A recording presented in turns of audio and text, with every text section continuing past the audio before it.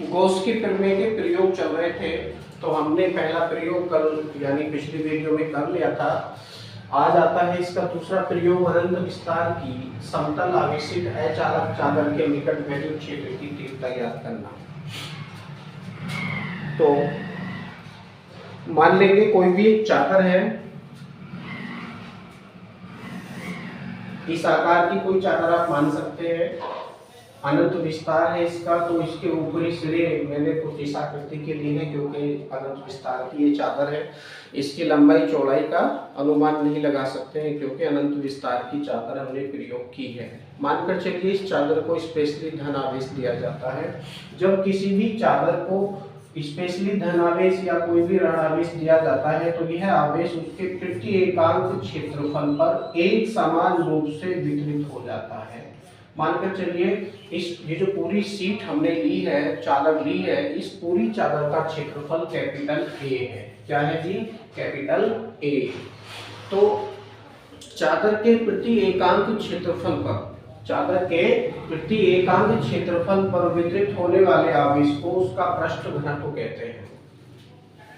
थोड़ा सा इस टॉपिक के बारे में समझ लेते हैं। आवेश का पृष्ठ घनत्व, आवेश का पृष्ठ घनत्व।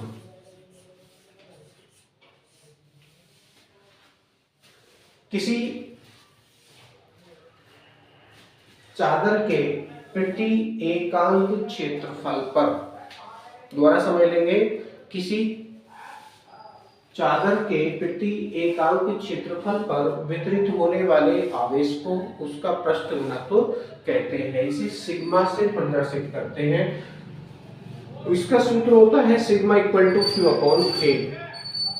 मानकर चलिए कोई भी एक ये आवेशित अचालक चादर है, इसको क्यू आवेश दिया जाता है, इसको क्यू आवेश दिया जाता है, तब सिग्मा इक्वल टू हो जाएगा क्यू अपॉन ए।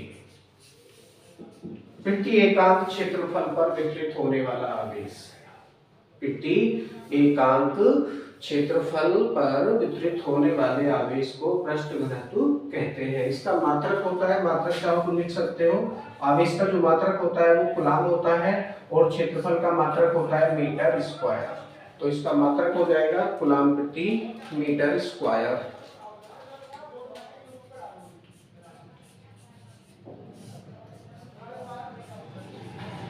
कूलाम प्रति मीटर स्क्वायर। अब यदि आप चाहो विमा ज्ञात करना तो इसकी विमा भी आप ज्ञात कर सकते हो।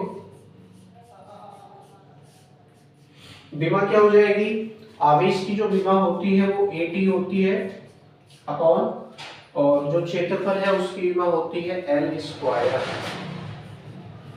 L square. तो ये जो L स्क्वायर है नीचे प्लस की पावर, ऊपर जब जाएगा तो ये माइनस का हो जाएगा, तो वो L की पावर माइनस की 2 और TA ऊपर है तो इसको TA आप वैसे ही लिख लेंगे। तो इसकी विमा हो जाएगी L की पावर माइनस के 2 इंटू T इंटू A, और इसका जो मात्रक है वो है कूलाम प्रति मीटर स्क्वायर। तो ये आवेश का पृष्ठ घनत्व है। दोबारा परिभाषा समझ लेंगे, यदि कोई आवेश किसी पृष्ठ के एकांक क्षेत्रफल पर एक समान रूप से वितरित हो तो उसे आवेश का पृष्ठ घनत्व कहते हैं। इसे सिग्मा से प्रदर्शित करते हैं। इसका सूत्र होता है sigma equal to Q upon A. मात्रक हो जाएगा कूलाम प्रति मीटर स्क्वायर और विमा हो जाएगी इसकी L की पावर माइनस के 2 इंटू T इंटू A। लेकिन ये हमारा मूल टॉपिक नहीं है। मूल टॉपिक है हमारा अनंत विस्तार की समतल आवेशित अचालक चादर के निकट वैद्युत क्षेत्र की तीव्रता ज्ञात करना। जब हम ये टॉपिक क्लियर करेंगे तो इसमें एक शब्द प्रयोग किया जाएगा, आवेश का पृष्ठ घनत्व। आवेश का पृष्ठ घनत्व क्या होता है, कैसे होता है, इसका फॉर्मूला क्या है, विमा क्या है, मात्रक क्या है, ये हमने ज्ञात कर लिया ताकि आगे कंफ्यूजन ना हो। मानकर चलिए ये कोई चादर है जिसको हमने धन आवेश दिया है, इसका पूरे का जो क्षेत्रफल है वो A है और इसका पृष्ठ घनत्व सिग्मा है। क्या है जी? पृष्ठ घनत्व सिग्मा। क्योंकि जब हम इसको आवेश देंगे तो यह आवेश इसके प्रति एकांक क्षेत्रफल पर एक समान रूप से वितरित होगा। अब अकॉर्डिंग टू डेफिनेशन, परिभाषा के अनुसार पृष्ठ घनत्व सिग्मा जो होता है वो प्रति एकांक क्षेत्रफल में वितरित होने वाला आवेश होता है। इसके 4 सिरे बन रहे हैं, सिरा नंबर 1, सिरा नंबर 2, सिरा नंबर 3 और सिरा नंबर 4। क्योंकि समतल आवेशित अचालक चादर है ये, तो 4 सिरे इसमें उत्पन्न हो रहे हैं। चारों को मैंने डायग्राम में दिखा दिया है। ऊपर और नीचे वाले जो सिरे हैं, अब देखिए वैद्युत क्षेत्र की जो तीव्रता है, मानकर चलिए जो हमारा दूसरा सिरा है उससे बाहर कोई बिंदु P है, तो यहाँ पर वैद्युत क्षेत्र की तीव्रता की जो दिशा है वो आगे की तरफ इस तरह से रहेगी, बिल्कुल बाहर की तरफ। तीसरा वाला जो सिरा है इस पर वैद्युत क्षेत्र की तीव्रता की दिशा नीचे की तरफ रहेगी। ऊपर वाला जो सिरा है उस पर वैद्युत क्षेत्र की तीव्रता की दिशा ऊपर की तरफ रहेगी। और जो चौथा वाला सिरा है, मानकर चले यहाँ बिंदु P डैश है, तो वैद्युत क्षेत्र की जो तीव्रता की दिशा है वो कुछ पीछे की तरफ को रहेगी। तो चारों सिरों पर वैद्युत क्षेत्र की जो दिशा है वो अकॉर्डिंग टू डायग्राम दिखाई दे रही है, मैंने यहाँ पर शो कर दिया है। अब बिंदु P और बिंदु P डैश, बिंदु P और बिंदु P डैश के सापेक्ष हम एक गॉसियन बेलनाकार पृष्ठ की रचना करेंगे कुछ इस तरह से। मानकर चलिए इस गॉसियन बेलनाकार पृष्ठ का जो क्षेत्रफल है वो dA है। क्या है? dA। ठीक उसी प्रकार से बिंदु P डैश के सापेक्ष भी हम क्षेत्रफल बनाएंगे, तो इसका क्षेत्रफल dA है। गोलाकार गॉसियन बेलनाकार पृष्ठ है, dA वेक्टर इसका क्षेत्रफल है। मानकर चलिए चादर से बिंदु P की जो डिस्टेंस है वो स्मॉल r है। अब ये जो हमने गॉसियन बेलनाकार पृष्ठ बनाया है, यही पृष्ठ सिरा नंबर 1, सिरा नंबर 3 पर भी हम बना सकते हैं, कोई ना कोई बिंदु मानकर। ये बिंदु आप इसको P माना था, लेफ्ट और राइट में ऊपर नीचे आप मान सकते हैं इसको बिंदु B मान लीजिए, यहाँ पर आप इसको बिंदु A मान लीजिए यहाँ पर। अब यदि हम यहाँ पर कोई भी गॉसियन बेलनाकार पृष्ठ की रचना करेंगे तो उसका जो क्षेत्रफल है वो भी dA बनेगा, लेकिन वैद्युत क्षेत्र की तीव्रता की दिशा एक में नीचे की तरफ रहेगी, दूसरे में ऊपर की तरफ रहेगी। तो इस प्रकार से यहाँ पर क्या होगा, कुल वैद्युत फ्लक्स की यदि आप रचना करेंगे तो सेम फॉर्मूला है E vector dot dA vector, E vector dot dA vector. अब यदि इसका फॉर्मूला ओपन करेंगे तो हो जाएगा EdA cos theta, EdA cos theta. अब यहाँ पर आप ध्यान देंगे dA vector dA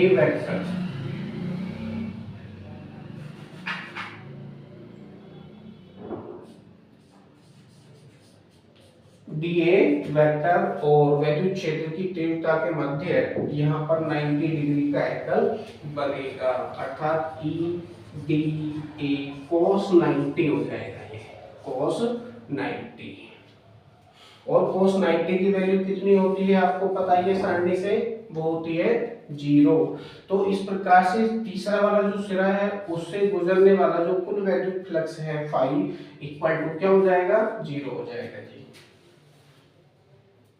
same calculation ऊपर बन रही है, तो सेम कैलकुलेशन ऊपर बन रही है, तो इसमें भी E वेक्टर और dA वेक्टर के मध्य कैसा एंगल बन रहा है, 90 डिग्री बन रहा है। तो 90 डिग्री जब बन रहा है तो सेम कैलकुलेशन ऊपर करेंगे, तो यहाँ से गुजरने वाला भी वैद्युत फ्लक्स क्या होगा, वो भी 0 होगा। ऊपर और नीचे वाले सिरे से गुजरने वाला वैद्युत फ्लक्स 0 होगा। कैलकुलेशन समझने के लिए जो इसका दूसरा वाला सिरा है वो चौथा वाला सिरा है, ये ही उत्तरदायी होंगे। तो चादर से गुजरने वाला कुल वैद्युत फ्लक्स हम फाइंड कर लेंगे, जो कि होता है फाई इक्वल टू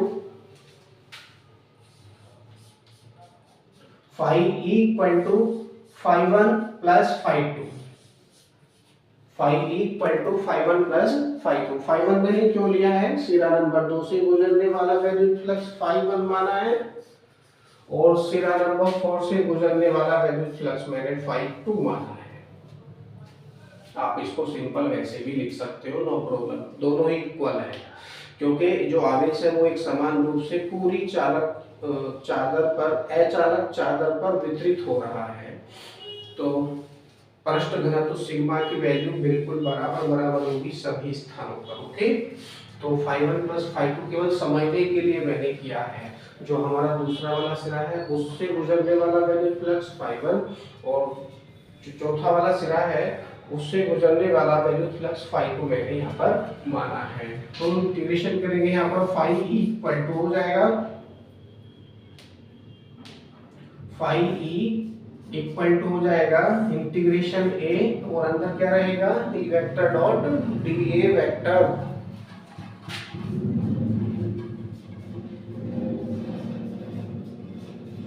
सेम वैसे यहाँ पर प्लस का चिन्ह लगाएंगे, इंटीग्रेशन ए और E vector dot D A vector अंदर रहेगा, कुछ इस तरह से। आगे इसको सोल्व करेंगे, ये ए वेक्टर डॉट बी वेक्टर का फॉर्मूला बन रहा है, और यहाँ पर भी ए वेक्टर डॉट बी वेक्टर का फॉर्मूला बन रहा है। तो ये फॉर्मूला प्रयोग करते हुए इसको ओपन करेंगे तो हो जाएगा phi E equal to integration A E D A cos theta, E D A cos theta, plus ऐसे यहाँ पर integration A E D A cos theta, E D A cos theta.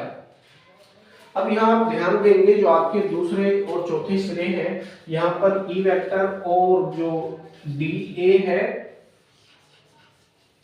E vector और D A vector, उसके मध्य कोई भी angle नहीं बन रहा, उसके मध्य किसी भी प्रकार का कोई एंगल नहीं बन रहा है, दूसरा वाला सिरा है।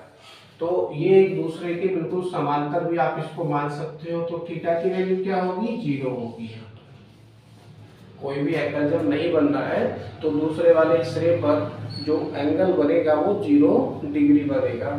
तो यहाँ पर जो फाई वन है इसके स्थान पर आप 0 का प्रयोग करेंगे, प्राप्त होगा phi E equal to integration A और E D A cos 0, E D A cos 0 plus ऐसे यहाँ पर इंटीग्रेशन ए और ई डी ए कॉस 0, क्योंकि ये भी समांतर है इस तरफ से, तो दोनों ही जगह पर cos 0 का प्रयोग आप करेंगे तो प्राप्त होगा integration A E D A, integration A E D A plus ऐसे यहाँ पर इंटीग्रेशन ए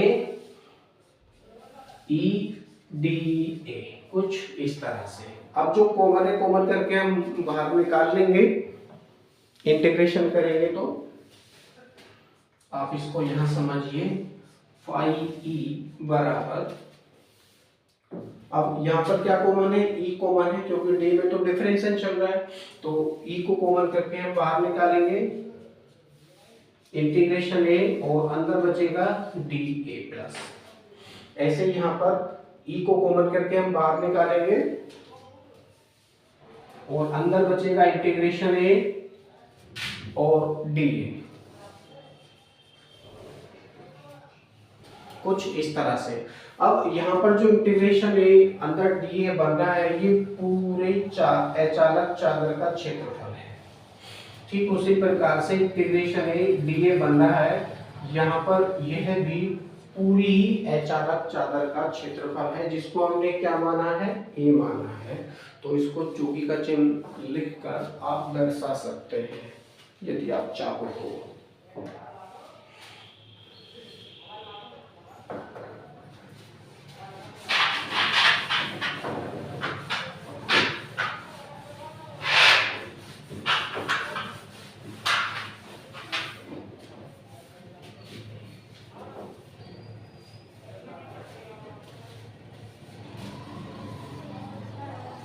इंटीग्रेशन ए अंदर डी ए इक्वल टू क्या है जी, ए पूरे चादर का क्षेत्रफल है।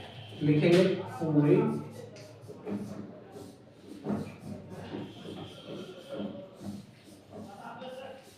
पूरी चादर का क्षेत्रफल है।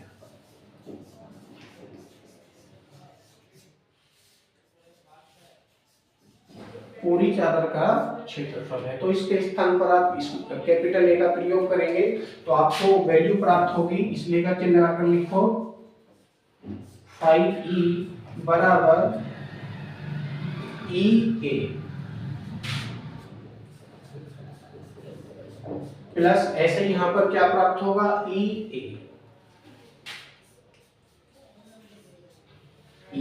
ए प्लस ई ए कितने हो गए, 2e a हो गए। 5 इक्वल टू 2e a ये प्राप्त हो चुका है। आप इसको इक्वेशन नंबर 1 मान सकते हो। अब हम क्या प्रयोग करेंगे, गॉस का नियम प्रयोग करेंगे। गॉस के नियम से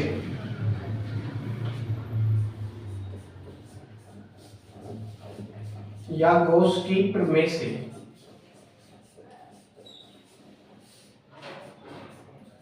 गॉस की प्रमेय क्या है जी, 5 equal to q upon epsilon 0। 5 equal to q upon epsilon 0 ये गॉस की प्रमेय है।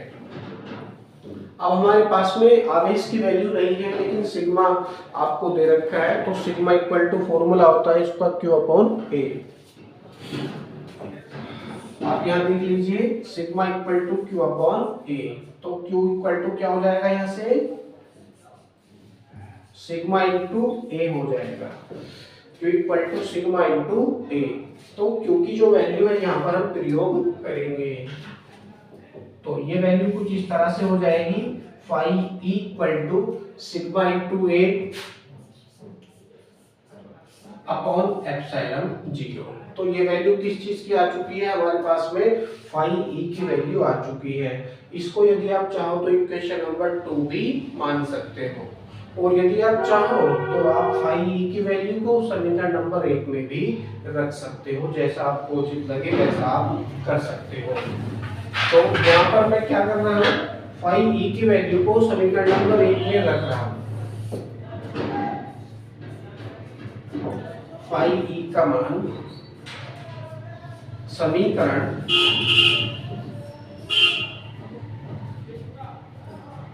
1 में रखने पर 1 में रखोगे तो आपको प्राप्त होगा sigma A upon epsilon 0 equal to 2e a कुछ इस तरह से ये आपको फॉर्मूला प्राप्त हो जाएगा। आगे क्या करेंगे, a से डिवाइड होगा a, जो बचा उसको लिखेंगे sigma upon epsilon 0 equal to 2e बचा ये 2e, या करके आप इसको लिख सकते हैं e इक्वल टू हो जाएगा सिग्मा अपॉन 2 एप्सिलॉन 0। यह फॉर्मूला हमको प्राप्त होता है किसी भी अचालक चादर के निकट विद्युत क्षेत्र की तीव्रता वाला, equal to sigma upon 2 epsilon 0। अब यहाँ पर इसमें इस फॉर्मूले में कहीं पर भी r का कोई जिक्र ही नहीं हुआ है, तो इसका मतलब ये हुआ कि जो अचालक चादर है उसके निकट प्रत्येक बिंदु पर, कोई भी बिंदु हो सकते हैं P, P1, P2, P3, P4, P5, कुछ भी आप मान सकते हैं, सभी बिंदुओं पर विद्युत क्षेत्र की तीव्रता बिल्कुल बराबर होगी, क्योंकि R का कोई भी जिक्र इस सूत्र में प्राप्त नहीं हुआ है।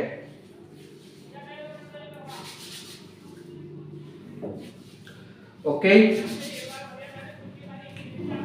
Thank you. बाकी अगले वीडियो में